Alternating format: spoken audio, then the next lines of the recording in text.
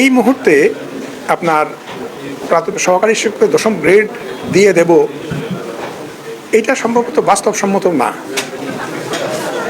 আমাদের দেশে বিগত কত বছর ধরেই আমরা 1 জানুয়ারি বই উৎসব করি, বাচ্চাদের বই দিয়ে থাকি, নতুন বই। আমরা প্রস্তুতি নিচ্ছি জানুয়ারিতেই বাচ্চাদের বই দেওয়ার জন্য।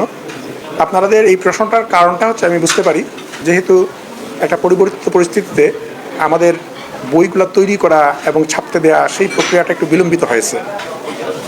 কারণ বইগুলোর ক্ষেত্রে কিছু কিছু পরিবর্তন করার প্রয়োজন ছিল। ফলে যে পাণ্ডুলিপিগুলো তৈরি হয়েছিল সেই পাণ্ডুলিপিগুলোকে আবার কিছুটা পরিমার্জন করতে হয়েছে। এই কারণেই আমরা কিছুটা বিলম্বিত হয়েছে, কিন্তু আমরা প্রক্রিয়া চালাচ্ছি, অগ্রসর হচ্ছে।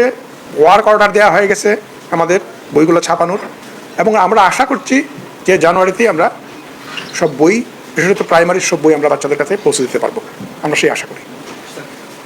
2 নম্বর প্রসঙ্গ আসছে যে আপনারা বলেছেন যে প্রাইমারি শিক্ষকদের, সহকারী শিক্ষকদের তারা দশম গ্রেড চাচ্ছেন, সেইটার ব্যাপারে আমরা কী ভাবছি।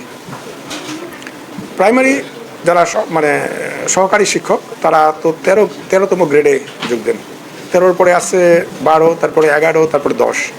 একটা বিষয় মনে রাখা দরকার যে আমাদের হেড টিচাররা এখনও দশম গ্রেড পাননি। ফলে এই মুহূর্তে আপনার প্রাথমিক সহকারী শিক্ষককে দশম গ্রেড দিয়ে দেব, এটা সম্ভবত বাস্তবসম্মত না। যদিও আমি বলবো না প্রস্তাবটা অযৌক্তিক, কারণ তারা এমন দাবি করতে পারেন, কিন্তু আমাদের প্রথম টার্গেট থাকবে আমরা যেন আমাদের প্রধান শিক্ষকরা যেন দশম গ্রেড পান। আমরা সহকারী প্রধান শিক্ষকের পদ তৈরি করছি, এবং সহকারী শিক্ষকরা তারা কিন্তু শতভাগ পদোন্নতি পাবেন এই সহকারী প্রধান শিক্ষক পদে, এবং তখন তাদের গ্রেডের উন্নতি ঘটবে। ফলে তাদের প্রমোশনগুলো যেন রেগুলার হয়, সেটা আমাদের হচ্ছে ইমিডিয়েট কাজ, এবং ক্রমান্বয়ে আশা করি একদিন তারা দশম গ্রেড পাবেন। কিন্তু এই মুহূর্তেই এই বিষয়টা সম্ভবত বাস্তবসম্মত নয়।